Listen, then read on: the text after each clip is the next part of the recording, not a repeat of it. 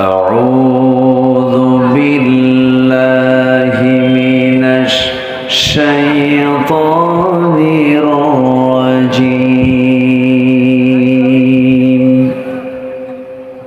بسم الله الرحمن الرحيم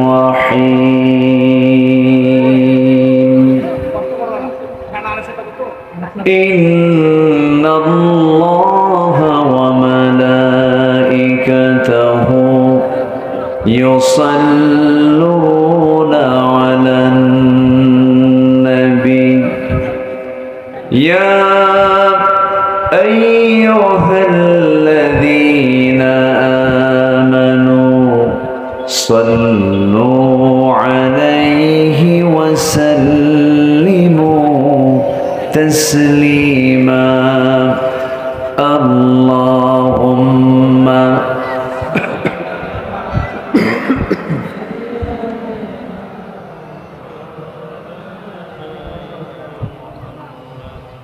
وعلى آله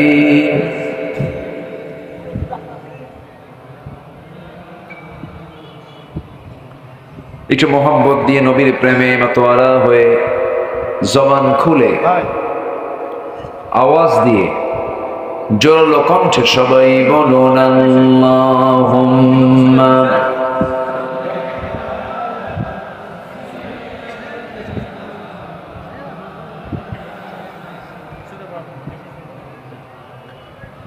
وعلى آل سيدنا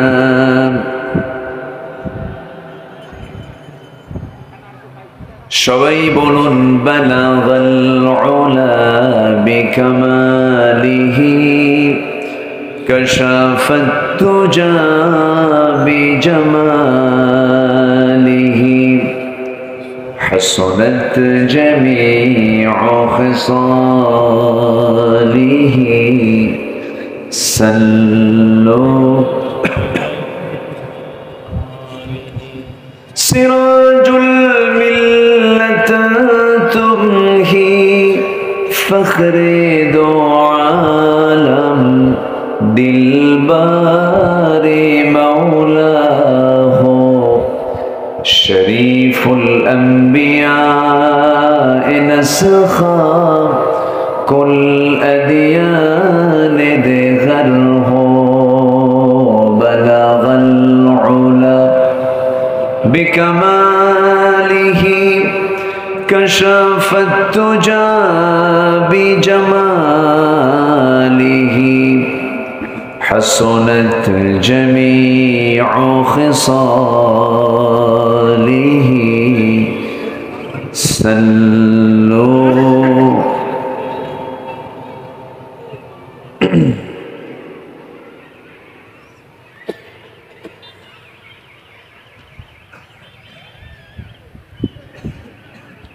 প্রাকৃতিক সৌন্দর্যের এক অপরূপ লীলাভূমি, সমতল অঞ্চল, সবুজ বেষ্টিত অঞ্চল, নদীমাতৃক এলাকা, রংপুর অঞ্চলের নীলফামারী জেলার সদর উপজেলার ইটাখোলা উত্তর কানিয়াল খাতা আদর্শ মাঠ প্রাঙ্গণে আদর্শ পাড়া যুব সমাজের উদ্যোগে দিনের বেলা দ্বিতীয় বার্ষিকী তাফসীরুল কোরআন মাহফিল 2024 মহৎ আয়োজনের সম্মানিত সুযোগ্য সভাপতি, প্রধান অতিথি, বিশেষ অতিথিবৃন্দ, বিশেষ করে আমার পূর্বে কথা বলেছেন নন্দিত আলেম দ্বীন, বিশিষ্ট ইসলামী চিন্তাবিদ সৈয়দ হাফিজুল কোরআন মাওলানা বেলাল হোসেন বুলবুল, উপস্থিত হাজারাত উলামায়ে কেরাম, ফদলাইজম, সুশীল সমাজ, জাতির শ্রেষ্ঠ সন্তান শিক্ষক মণ্ডলী, জাতির বিবেক সাংবাদিক বৃন্দ, সামনে উপস্থিত দূরে কাছে বিভিন্ন স্থান থেকে ছুটে আসা কালেমার ঝান্ডাবাহী, তাওহীদের পতাকাবাহী, দ্বীন ইসলামের নরসারদুল বীর মুজাহিদ, প্রাণ প্রিয় সম্মানিত দ্বীন ভাইরা, আড়ালে বসে আছেন শ্রদ্ধেয়া সম্মানিতা মা বোনেরা।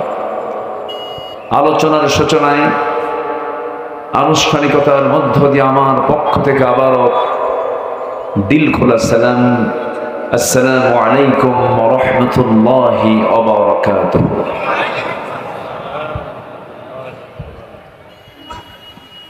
সবাই কেমন আছেন? আমাকেও প্রশ্ন করে ফেলেছেন।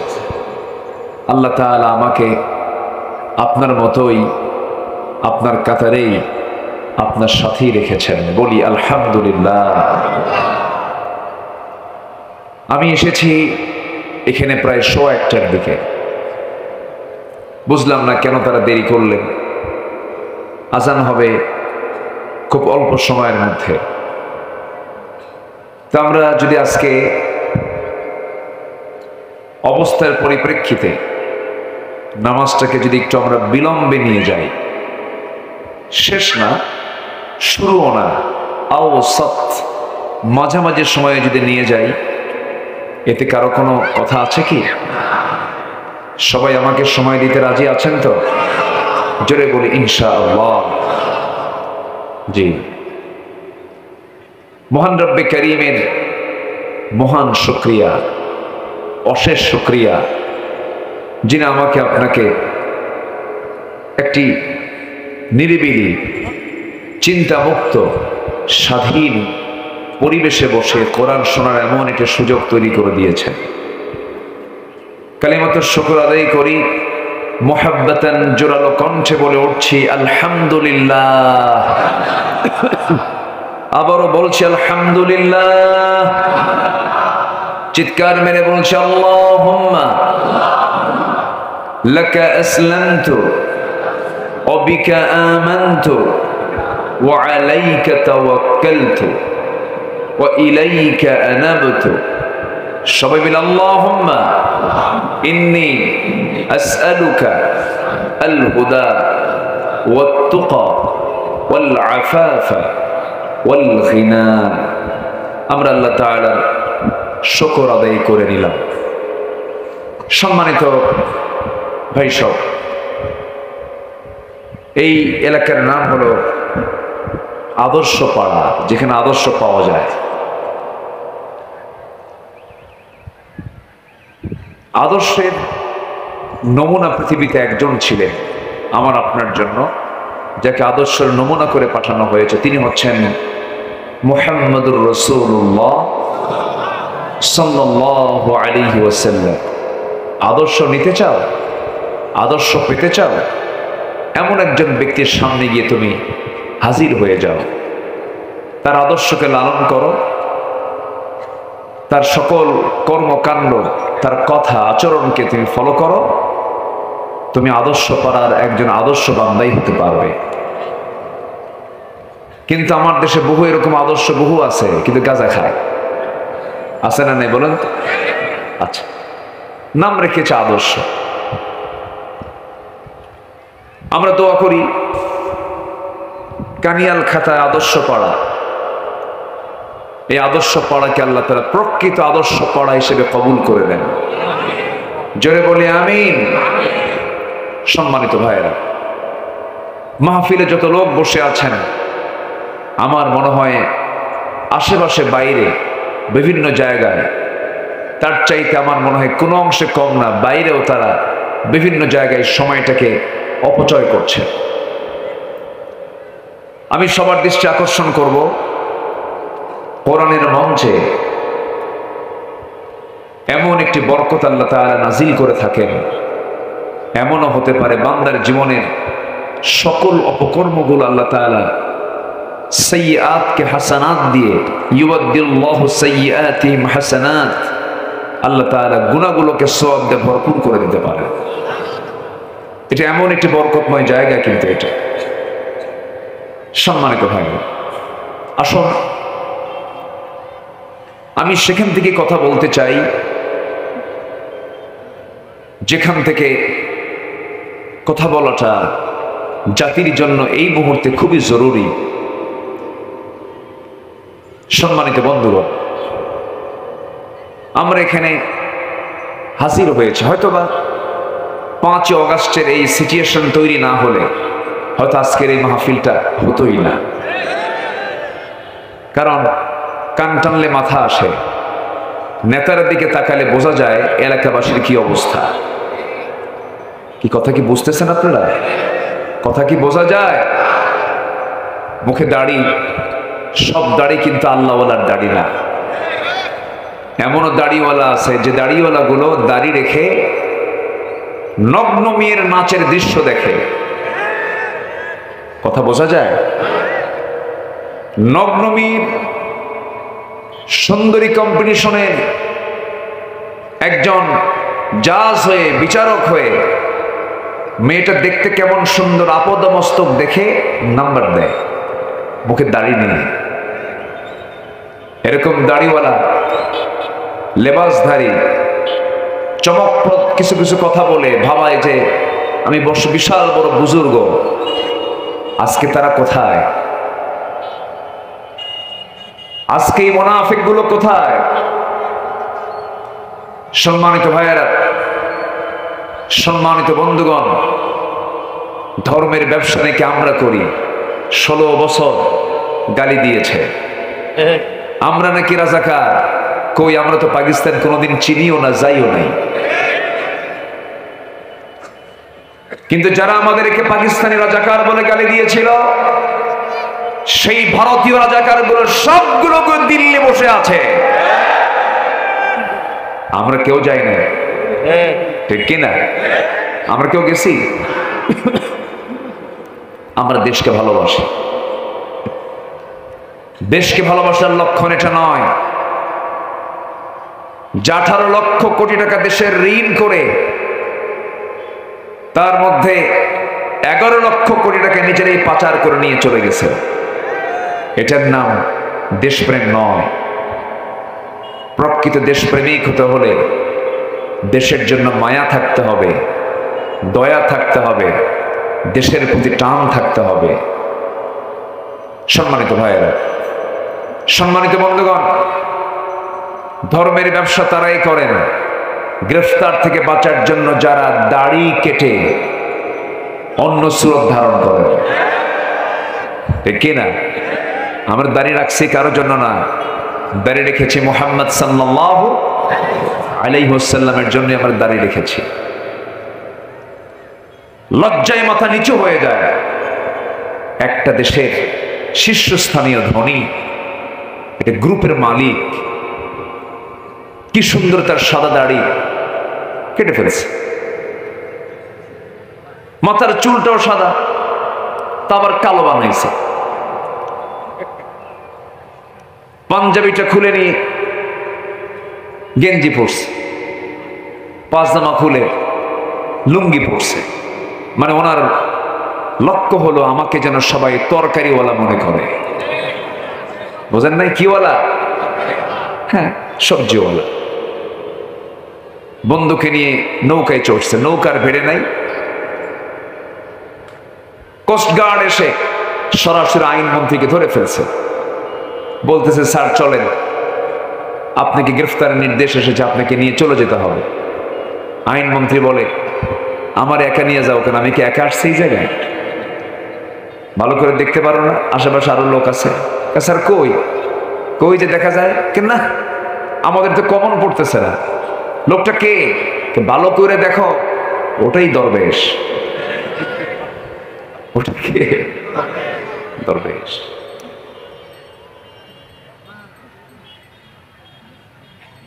আমার নামে বছর 2 আগে এই কালামানিক অবৈধ বিচারপতি কালামানিক 116 জন আলেমের তালিকা করেছিল, তালিকার খুঁজে পায় না। দেশে আর দুর্নীতি করার কোনো লোক খুঁজে পায় নাই। 116 জন আলেমের তালিকা করেছিল, এর মধ্যে আমার নামটা ঢুকিয়েছিল। মানিক কোথায়? মানিক পালাতে পারেনি, ইঁদুরের গর্তও খুঁজে পায়নি। শেষমেশ সিলেটবাসী তাকে উত্তম মাধ্যম দিয়ে বিসি একটা আউট করে দিছে, ঠিক কিনা? এই সম্মানিত ভাইয়েরা, সম্মানিত বন্ধুগণ, এই দুনিয়ার কারো দাপট, কারো নেতৃত্ব, কারো ক্ষমতা চিরস্থায়ী নয়। এটা কার কথা? আসতে বলবেন না, কার কথা? রাজত্ব মূলত কার? একমাত্র ক্ষমতা কার হতে পারে? আল্লাহ। আল্লাহ রাব্বুল আলামিন বলেন, তাবারাকাল্লাযী বিয়াদিহিল মুলকু ওয়া হুয়া আলা কুল্লি শাইইন কাদির। আর এই জায়গায় বলছেন, তাবারাকাল্লাযী নাযালাল ফুরকানা আলা আবদিহি লিয়াকুনা লিল আলামিন নাযীরা। জোরে বলুন আল্লাহু আকবার। তাবারাকাল্লাযী জাআলা ফিস সামাই বুরুজান ওয়া জাআলা ফিহা সিরাজান ওয়া কমারান মুনীরা। জোরে বলুন আল্লাহু আকবার। গোটা পৃথিবীর সকল মালিকানা একমাত্র কার হাতে? আসতে বলবেন না, কার হাতে? যা কিছু ক্ষমতা মানুষ পায় চিরস্থায়ী না, ক্ষণিকের, কিছু সময় পায়, এরপরে থাকে না।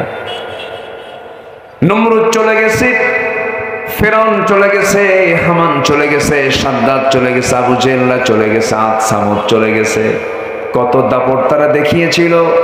আল্লাহ রাব্বুল আলামিন বলেন, কুল্লু মান আলাইহা ফানিন ওয়া ইয়াবকা ওয়াজহু রাব্বিকা যুল জালালি ওয়াল ইকরাম। ঠোঁট মিলিয়ে বলুন, ফাবিআইয়ি আলা'i রাব্বিকুমা তুকাযযিবান। জোরে বলুন আল্লাহু আকবার। দুনিয়ার সবকিছু ফানা ফানা হয়ে যাবে, টুকরো টুকরো হয়ে যাবে, ডিস্ট্রয় হয়ে যাবে। কেবলমাত্র শুধুমাত্র একমাত্র যিনি ঠিক থেকে যাবেন, যিনি ছিলেন, আছেন, থাকবেন, তিনি আমার কে? আল্লাহ থাকবেন, আল্লাহ আছেন, আল্লাহ ছিলেন, তিনিই থেকে যাবেন। অতএব বন্ধুত্ব যদি করতেই হয়, অস্থায়ী জায়গায় বন্ধুত্ব করে লাভ কি? স্থায়ী জায়গায় বন্ধুত্ব করব আমরা। এখন মরে যান ছেলের পর, মরে যান বউ পর, মরে যান নেতৃত্ব নাই, মরে যান নেতা নাই, মরে যান সব কেউ নাই, যিনি স্থায়ীভাবে আছেন তিনি আমার কে? আসতে বলুন, তিনি আমার কে? আল্লাহ। আল্লাহ রাব্বুল আলামিন বলেন, ওয়া মান ইয়াতাওয়াল্লাল্লাহা ওয়া রাসূলাহু ওয়াল্লাযীনা আমানু ফাইন্না হিজবাল্লাহি হুমুল গালিবুন। জোরে বলুন আল্লাহু আকবার। আল্লাহকে যারা বন্ধু বানায়, আল্লাহকে যারা বন্ধু বানায়, রাসূলকে যারা বন্ধু বানায় এবং ইমানদারকে যারা বন্ধু বানায়, এই বন্ধুত্বের সম্পর্ক ক্ষণস্থায়ী না চিরস্থায়ী? আল্লাহ বলছেন, এই বন্ধুত্বের ফলাফল হলো ওই সমস্ত বান্দাগুলোই বিজয়ী হয়ে যাবে। জোরে বলি সুবহানাল্লাহ। আমরা ভেবেছিলাম, আল্লাহ কবুল করুন, জোরে বলে আমিন। এই মুক্ত মঞ্চে স্লোগান দিতে দেয়নি 16 বছর। স্লোগান দিলেই বলতে এটা জঙ্গিবাদের স্লোগান। সম্মানিত ভাইয়েরা, সম্মানিত বন্ধুগণ, দিন যখন ফিরে পেয়েছি, আমরা দিন বিজয়ের পতাকা নিয়ে বাসায় বাড়িতে ফিরবো ইনশাআল্লাহ। এটা মাথায় রাখতে হবে। সম্মানিত বন্ধুগণ, তাহলে 15টা নিষেধাজ্ঞা আল্লাহ, এর মধ্যে 1 নম্বর শিখে নিলাম, শিরকের কাজে আমরা কেউ যাব। আল্লাহর আইন ছাড়া যারা দুনিয়ার আইন চায় এরাও মুশরিক। এরা কি মুশরিক?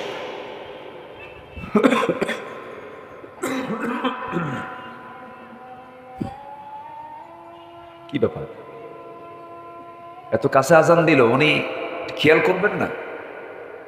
আচ্ছা, যে কোনো একজন আজানের জবাব নিয়ে নেন, জবাব দেন। নাম্বার 2 হলো অবিচার করা, হালাল না হারাম? অবিচার করা হালাল না হারাম? হারাম। আমার দেশে বিগত 16 বছর বিচার হয়েছে না অবিচার হয়েছে? আল্লামা সাইদির মামলা ছিল 71 সালে। সেই মামলার যিনি বাদী, সেই মামলার যিনি সাক্ষী, সাক্ষীর জন্ম হলো 76 আর ঘটনা 71। কি কথা কি বুঝতেছেন আপনারা? সুখরঞ্জন বালির সাথে আমি গত 18 অগস্ট সুখরঞ্জন বালির সাথে আমি প্রায় ঘন্টাখানেক কথা বলেছি। যে আল্লামা সাইদির 1 নম্বর সাক্ষী ছিল, তার বিরুদ্ধে সাক্ষী দেওয়ার জন্য তাকে ডাকা হয়েছিল। উনি কোর্টে গিয়ে তার পক্ষে সাক্ষী দিচ্ছে। একটা হিন্দু মানুষ, একটা হিন্দু ভদ্রলোক। আমি তাকে বলেছি যে দাদা বাবু, আপনার ইমানের যে জোর, আপনার বিশ্বাসের যে জোর, আপনার যে সততা, শুধু একটাবার কালেমা পড়বেন, জান্নাত পেতে আপনার বেশি বেগ পেতে হবে না। আমি তাকে কালেমার দাওয়াত দিচ্ছি। সম্মানিত ভাইয়েরা, বিচার করব আমরা ব্যাঠিক না সঠিক, ব্যাঠিক না সঠিক, সঠিক বিচার। ইয়দিলু হুয়া আকরাবু লিত্তাকওয়া ওয়ালা তাত্তাবিউল হাওয়া আন তা'দিলু। সঠিক বিচার তোমরা করো, প্রবৃত্তির ইত্তেবা করবে না, মন যা চায় তা করবে না, বিচার যা হয় তাই তুমি করবে। ঠিক কি না? এটা কার কথা? আসতে বলবেন না, কার কথা? আল্লাহর কথা। আল্লাহ রাব্বুল আলামিন বলেন, ইয়া আইয়ুহাল্লাযীনা আমানু আমানু ইয়া আইয়ুহাল্লাযীনা আমানু। আল্লাহ রাব্বুল আলামিন ইমানদারদেরকে ডাক দিয়ে বলছেন, আনতু আদ্দুল আমানাতি ইলা আহলিহা وَإِذَا حَكَمْتُمْ بَيْنَ النَّاسِ أَن تَحْكُمُوا بِالْعَدْلِ إِنَّ اللَّهَ نِعِمَّا يَعِظُكُمْ بِهِ। জোরে বলুন আল্লাহু আকবার। তোমরা আমানতটাকে পূর্ণ করো এবং যখন তোমরা বিচার কার্য করতে যাবে সেই সময় তোমরা সঠিক বিচার করবে। আর সঠিক যে বিচার করে সেই হলো প্রকৃত মুত্তাকি। সঠিক বিচার তোমরা করবে। আমার বন্ধুগণ, আমার নবীর সময় কোন একজন মহিলা চুরি করে ধরা পড়েছিল। ওই মহিলা ছিল সম্ভ্রান্ত পরিবারের একজন মহিলা, সামাজিক মর্যাদা ছিল, চুরি করে ধরা পড়ে গেছে। রাসূল বললেন কোনো কথা নাই, তার হাত কেটে দাও। সেই মহিলার আত্মীয় স্বজন এসে ওমরে ফারুকের বাড়ি ঘর তারা ভারী করে ফেলেছে। বলতেছে, ওমর তোমার কথা অন্তত রাসূল শুনবেন, এই মহিলার শাস্তিটা লঘু করা যায় কেমন করে? সাইয়েদনা ওমর ফারুক রাদিয়াল্লাহু আনহু নবীর সামনে এসে বলছেন, আমিরুল মুমিনিন ইয়া রাসূলুল্লাহ, আমি ওমর আপনার কাছে এসেছি।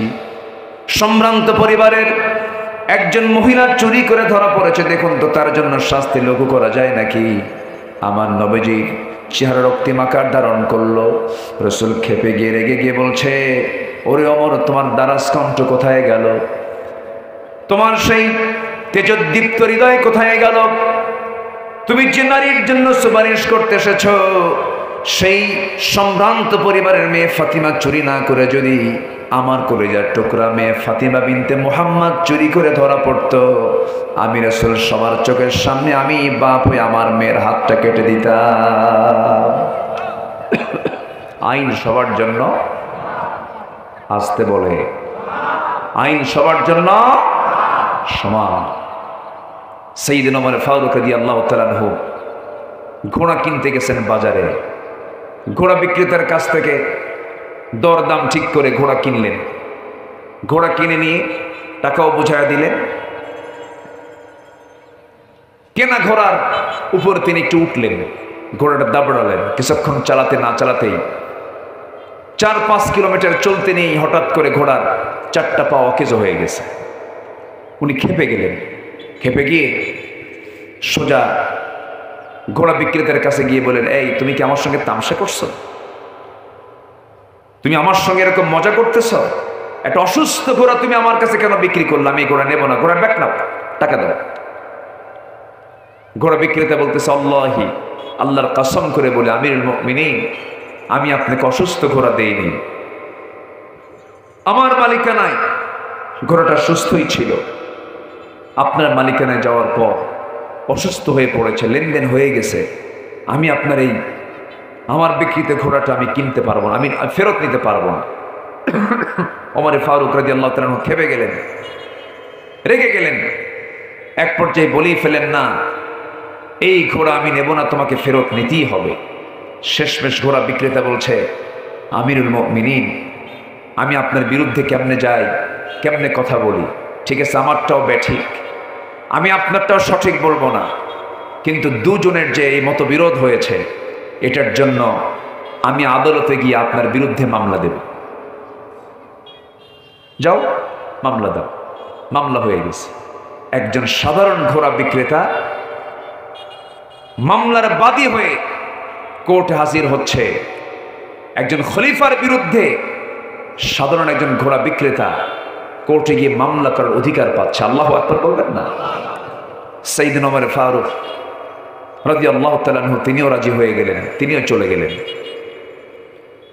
কোর্টের শরণাপন্ন হয়ে গেলেন।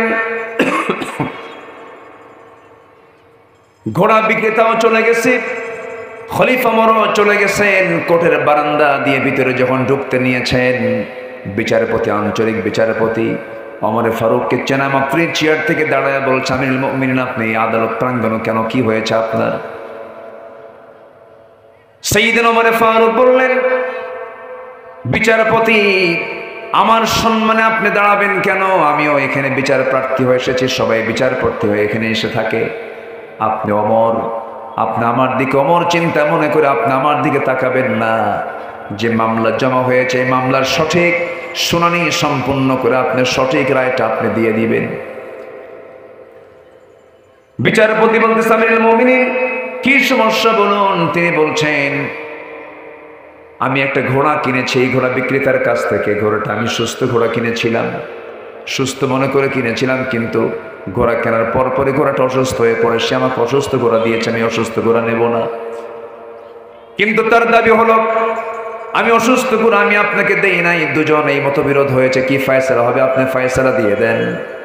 সঙ্গে সঙ্গে ওই বিচারপতি খলিফা ওমরকে লক্ষ্য করে বলছেন, আমিরুল মুমিনিন, আল্লাহর কসম করে বলি, আমি কোনো পক্ষকে জিতিয়ে দেবার জন্য আমি কোনো রায় দেব না।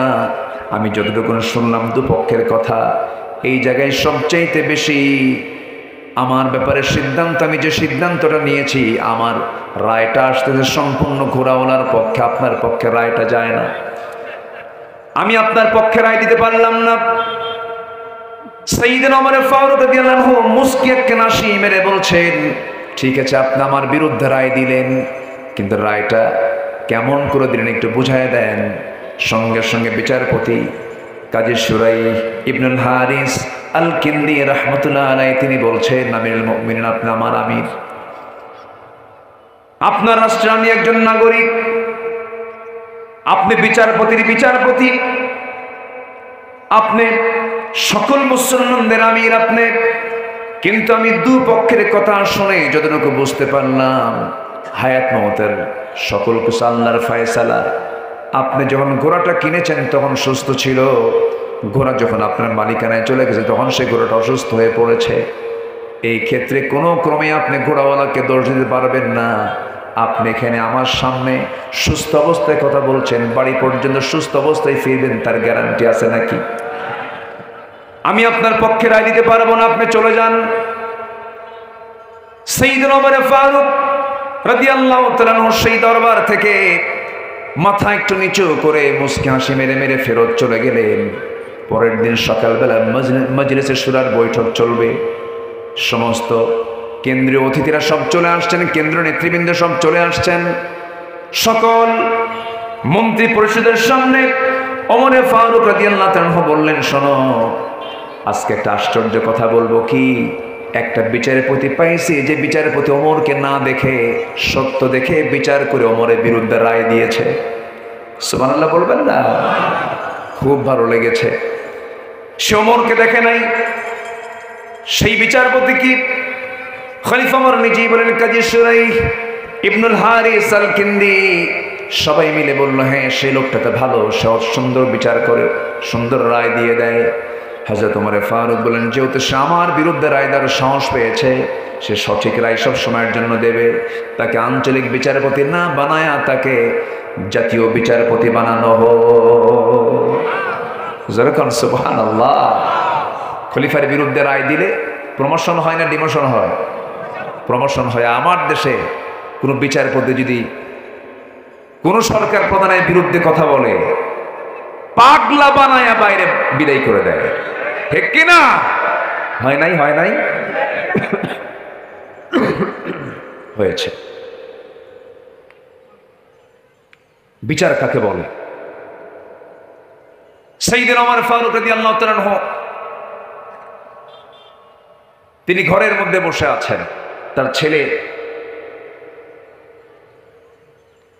সাইয়েদনা ওমর ফারুকের কাছ থেকে কিছু টাকা নিয়ে বাজারে গেছে ঘোড়া কিনতে। ঘোড়া কিনে আনছে। সাইয়েদনা ওমর ফারুক বলেন, ঘোড়া কিনলে কেন? ঘোড়াটা ছোট তো বড় করব, মোটা তাজা হবে, কিছু লাভ করব। আচ্ছা ঠিক আছে। ঘোড়া কিনে আনলেন। ঘোড়া কিনে এনে ঘোড়ার যে ঘাস, এই ঘাস খাওয়ানো শুরু করেছেন তার ছেলে। হলো রাষ্ট্রের জায়গায় কিছু ঘাস হচ্ছিল, রাষ্ট্রের জায়গার ঘাস তিনি খাওয়াচ্ছিলেন। ওমর ফারুক কিচ্ছু বললেন না। ঘোড়া বিক্রির যেদিন দিন চলে আসলো, সেদিন বলতেছে, আব্বা আজকে ঘোড়াটা বিক্রি করতে যাবো, কে যাও। কিচ্ছু বললেন না। ঘোড়া বিক্রি হয়ে গেছে। বিক্রিত টাকা নিয়ে বাড়িতে যখন ফিরতেছিলেন, দরজার সামনে ওমর ফারুক দাঁড়ায় গেলেন। দাঁড়ায় গিয়ে বললেন, কলিজার টুকরার সন্তান, ঘোড়া যে তুমি বাজারে নিয়ে গেছো বিক্রি করার জন্য, বিক্রি হয়েছে নাকি? হ্যাঁ, বিক্রি হয়েছে। বিক্রি করেছে কত টাকা? এত টাকা। কিনছিলা কত টাকা? এত টাকা দিয়ে। লাভ হয়েছে কত? এত টাকা। যে টাকা দিয়ে ঘোড়া কিনেছো সেই টাকাটা পকেটে রাখো, আর যতটুকু উদ্বৃত্ত লভ্যাংশ পেয়েছো, এই লভ্যাংশ তোমারও না আমারও না, রাষ্ট্রের কোষাগারে জমা হয়ে যাবে। যেরকম সুবহানাল্লাহ। ঘাসটা কার জায়গায়? বলেন, ঘাসটা কার জায়গা? রাষ্ট্রে। বিচার, অবিচার করা হলো হারাম, আর বিচার করা, সঠিক বিচার করা কি? হালাল। শিরক করা যাবে না। শিরক হালাল না হারাম? অবিচার হালাল না হারাম? হারাম। নাম্বার 3, গীবত করা। নাম্বার 3 কি করা? গীবত করা। গীবত তো নীলফামারী হয় না। আসতে বল, নীলফামারী গীবত হয়? চৌমোহনী, ত্রিমোহনী, চৌরাস্তা, তেমুখী মোড়, এই সমস্ত জায়গায় দেখবেন বেশ কিছু দোকানপাট গড়ে ওঠে। চার দোকান, তারপর মুদিখানার দোকান। বসে বসে সারা বিকাল চা খায় আর গীবত করে বেড়ায়। আমি ওগুলোর চার স্টলের দোকানের নাম দিয়েছি হলো গীবতখানা। কি খানা? গীবতখানা। আল্লাহ তাআলা সকল প্রকার পরচর্চা থেকে আল্লাহ পাক আমাদেরকে হেফাজত করুন। জোরে বলি আমিন।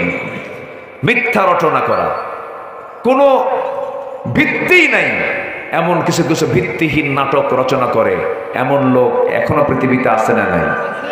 যেমন সাবেক শিক্ষামন্ত্রী আনম এহসানুল হক মিলন, আমি তাকে চিনি, মালয়েশিয়া আমার বেশ কিছু সফর হয়েছে। ওই একজন শিক্ষা প্রতিমন্ত্রী, তার বিরুদ্ধে মামলা দিয়েছিল হলো ভ্যানিটি ব্যাগ চুরি করার। আচ্ছা, এরপরে এদেশের বর্ষিয়ান একজন রাজনীতিবিদ, বড় একজন আলেম দ্বীন, শাইখুল হাদিস মরহুম আজিজুল হক সাহেবের সুযোগ্য সন্তান আল্লামা মামুনুল হকের বিরুদ্ধে মামলা হয়েছিল হলো গরু চুরির মামলা। কি কথা কি বুঝতেছেন আপনারা? আচ্ছা, তাহলে এগুলো কি সত্য রটনা না মিথ্যা রচনা? মানে সত্য না মিথ্যা না ভিত্তিহীন? ভিত্তিহীন। সম্মানিত ভাইয়েরা, কোন চিহ্নই নাই এমন জাতীয় উদ্ভট কিছু কিছু যারা হাজির করে, এগুলোকে আল্লাহ পাক সম্পূর্ণ নিষিদ্ধ করেছেন। যারা এগুলো করবে আল্লাহ তাআলা তাদেরকে মিথ্যাবাদীর খেতাব দিয়ে বলেছেন এরা জাহান্নামী। এরা কি? জাহান্নামী।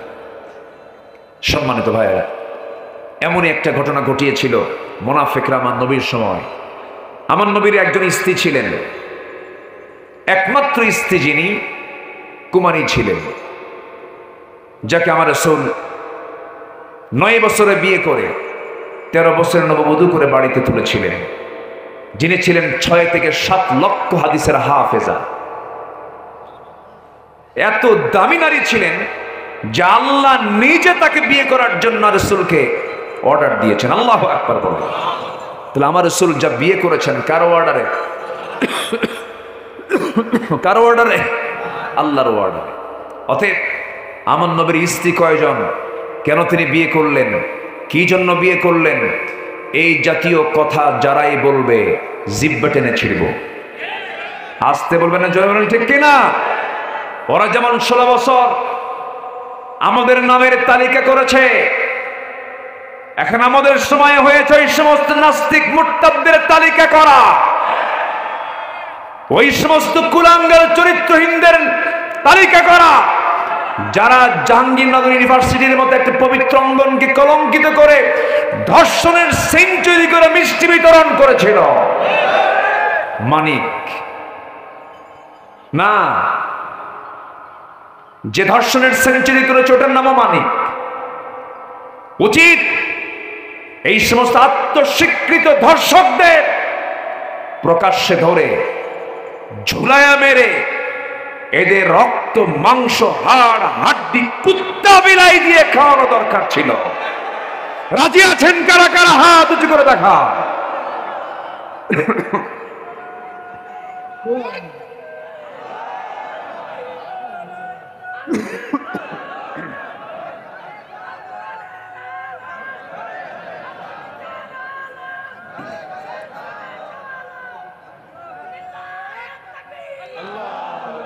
আল্লাহ কবুল করেন, জোরে বলে আমিন, আরো জোরে আমিন।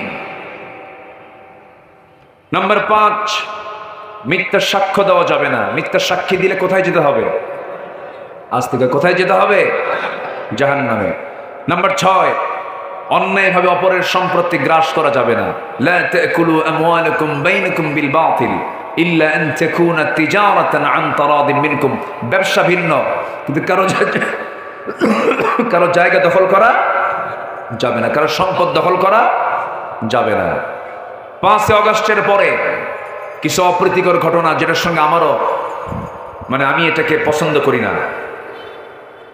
আপনি বিজয় পেয়েছেন ভালো কথা, কিন্তু অন্যের সম্পদ হজম করার কোন অধিকার আপনার নাই। এটা হারাম, এটা করা যাবে না। আন তারাদিন মিনকুম। নাম্বার 5, পিতামাতা অবাধ্য হওয়া অথবা খারাপ ব্যবহার, এগুলো নিষিদ্ধ, এগুলো হারাম। অনেক লম্বা লম্বা কথা ছিল, আজান হয়েছে আরো আধা ঘন্টা আগে। এই জন্য অনেকে খুব চিন্তায় আছেন, হুজুর নামাজকে আজকে পড়বো না আজকে মাফ হয়ে গেল। এটা অনেকে চিন্তায় আছেন নাকি আপনারা? নামাজ পড়বো আমরা। জাস্ট আমি পয়েন্ট আকারে একটু শেষ করে দিচ্ছি, রেকর্ড হয় তো, কথাগুলো গোটা পৃথিবীতে সাপ্লাই হয়, শুধু আপনি শোনেন না, গোটা দুনিয়া শোনে। তো নাম্বার 7 হচ্ছে মাতা পিতার যারা অবাধ্য এবং খারাপ ব্যবহার যারা করবে, এগুলো হারাম কাজ। বাপ মাকে ভাত দেয় না এমন লোক তো নীলফামারি নাই। আচ্ছা, মা বড় না বউ বড়?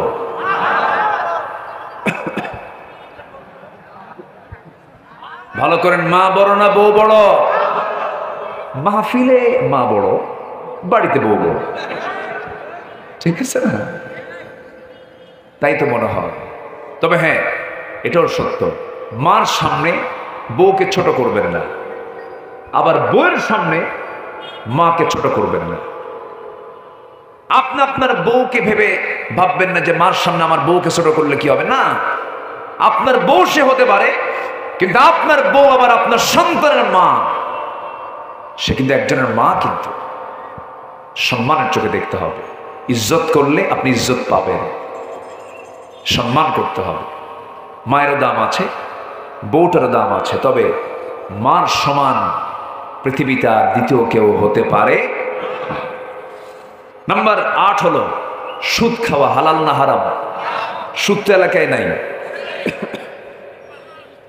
ওয়াজ করে সুদ বন্ধ হবে না, আইন করে সুদ বন্ধ করতে হবে, ঠিক কিনা বলেন? এমন আইন আসুক দেশে, যাকাত চালু হবে, সুদ বন্ধ হবে, জোরে বলি ইনশাআল্লাহ।